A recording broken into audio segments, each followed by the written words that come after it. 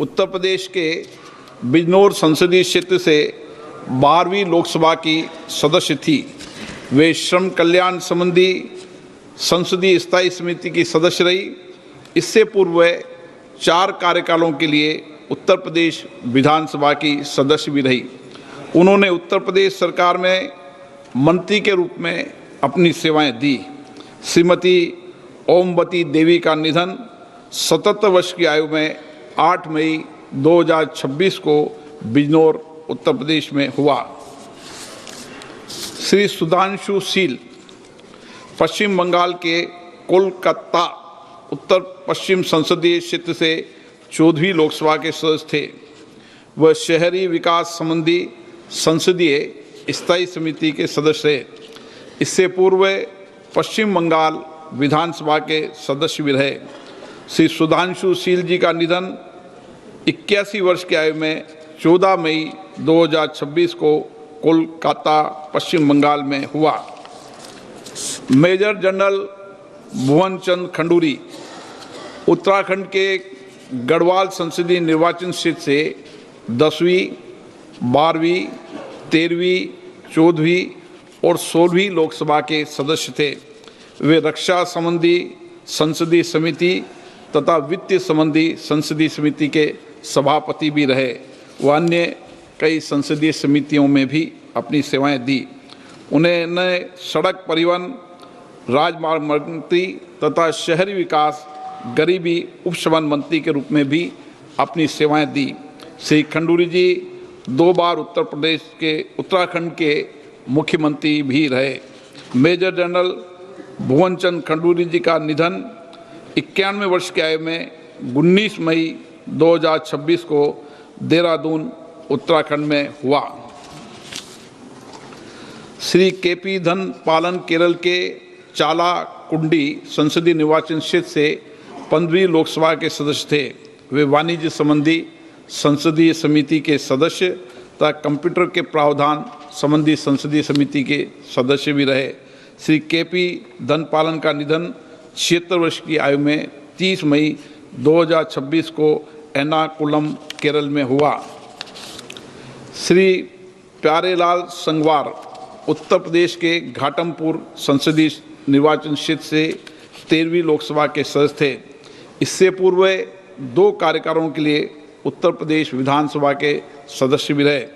श्री प्यारेलाल संगवार का निधन 71 वर्ष की आयु में 8 जुलाई 2026 को दिल्ली में हुआ। सभा अपने 6 पूर्व साथियों के निधन पर गहरा शोक व्यक्त करती है और शोक संतप्त परिवारों के प्रति संवेदना व्यक्त करती है।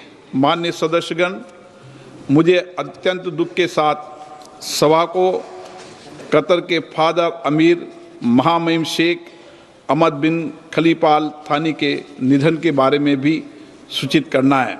महामहिम शेख अहमद बिन खलीफा अल थानी ने जून 1995 से जून 2013 तक 18 वर्षों तक कतर के अमीर के रूप में कार्य किया।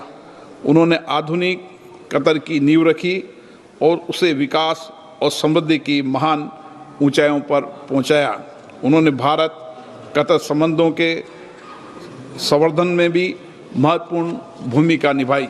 महामहिम शेख अहमद बिन खलीफा अल थानी का निधन 74 वर्ष की आयु में 12 जुलाई 2026 को निधन हो गया है।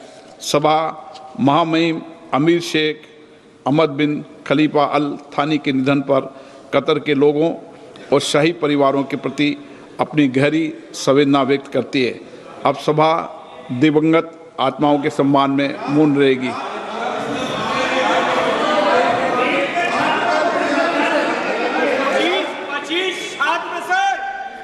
तो संसद का मॉनसून सत्र आज पहला दिन और सभी दिवंगत सांसदों को श्रद्धांजलि देने के बाद 2 मिनट का मौन इस वक्त आप संसद में देख रहे हैं।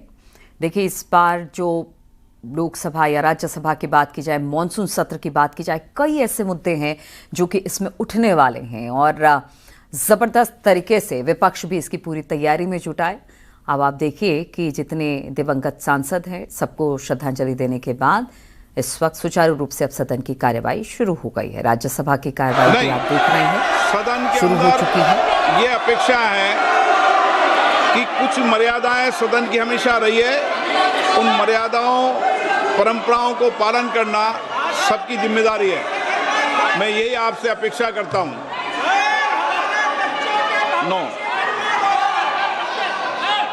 मेरी सदन में हमेशा ये अपेक्षा रहेगी कि सदन की परंपरा और प्रतिष्ठा को बनाए रखें। मैं सबको उचित समय देता हूं, सार्थक चर्चा हो, संवाद हो, तर्क हो, इसके लिए संसद है। आप तर्क से चर्चा करें, नारेबाजी से संसद की मर्यादा नहीं बनती है। प्लीज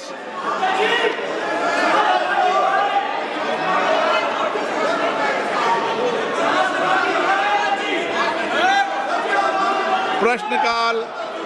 प्रश्न नंबर 1 धवन लक्ष्मण भाई पटेल।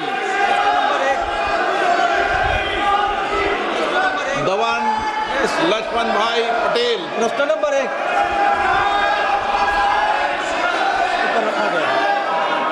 मेरा प्रश्न मंत्री जी से यह है कि भारत की पांडुलिपि विरासत के संरक्षण हेतु प्रारंभ की गई ज्ञान भारत का पहला उद्देश्य और उसके प्रमुख घटक क्या है, तथा दक्षिण गुजरात के वलसाड संसदीय क्षेत्र के दोड़िया, कोकड़ा और वाली जैसे जनजाति के मौखिक और पांडुलिपि परंपराओं के दस्तावेजीकरण किया जा रहा है और इसमें AI का उपयोग किया जा रहा है।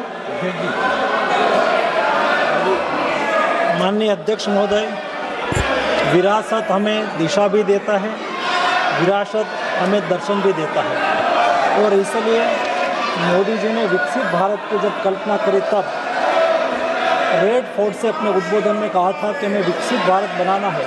तो विकसित भारत बनाने के लिए हम प्रेरणा कहाँ से लेंगे? मोदी जी ने 5 प्रण लिलवाते हुए देश को कहा था कि हम विकसित भारत बनाने के लिए संकल्प करेंगे, विकसित भारत बनाने का। दूसरा प्रण दिलवाते हुए गुलामी को, मानसिकता को छोड़ने की बात कही थी। और तीसरा प्रण दिलवाते हुए मोदी जी ने कहा था कि विरासत से प्रेरणा लेकर हम विकसित भारत बनाएंगे।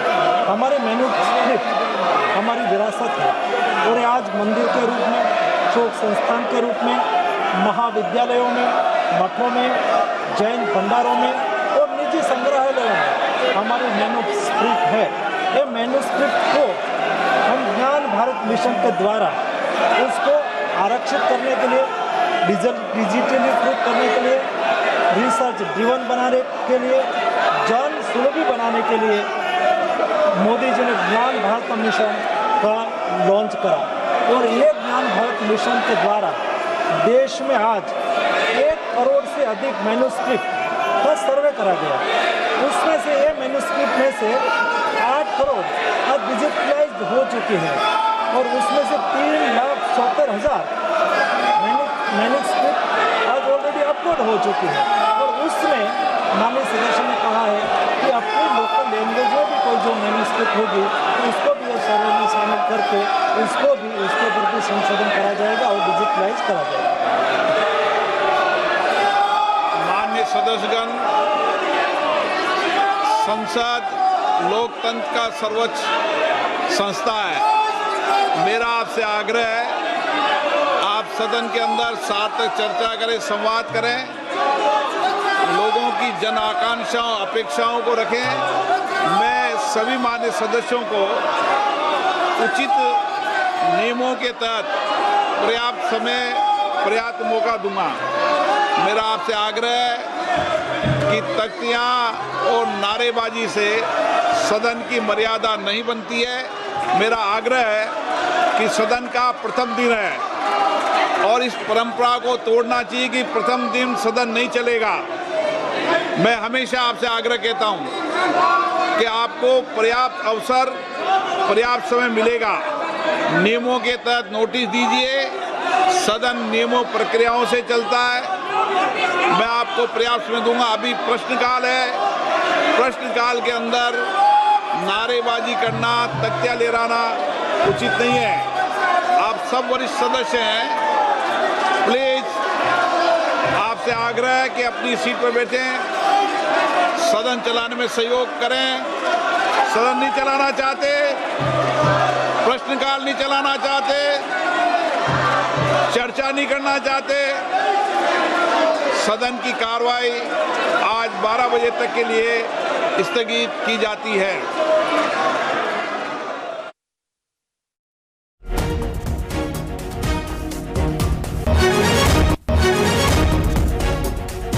तो लोकसभा की कार्यवाही 12 बजे तक के लिए स्थगित कर दी गई है, क्योंकि सत्र की शुरुआत से ही हंगामा शुरू हो गया। लोकसभा स्पीकर ओम बिरला की बात की जाए, उन्होंने कहा कि सत्र को चलने देना, आज पहला दिन है, लेकिन विपक्ष का जबरदस्त तरीके से हंगामा देखने को मिला। अब लोकसभा की कार्यवाही 12 बजे तक के लिए स्थगित कर दी गई है।